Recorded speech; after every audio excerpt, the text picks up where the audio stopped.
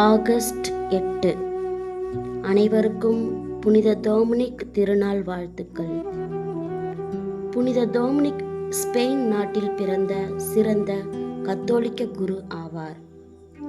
திருச்சபையின் விசுவாசத்தை பாதுகாக்கவும் நற்செய்தியை அறிவொளியோடு பிரகாசிக்கவும் போதகர்களின் சபை டாமினிக்கன்ஸ் என்ற புதிய துறவற சபையை நிறுவினார். அக்காலத்தில் பரவிய தவறான ஆன்மீக கொள்கைகளை எதிர்க்க ஆடம்பரங்களை துறந்து வெறும் காலோடு நடந்து சென்று அறிவார்ந்த முறையில் போதித்தார்.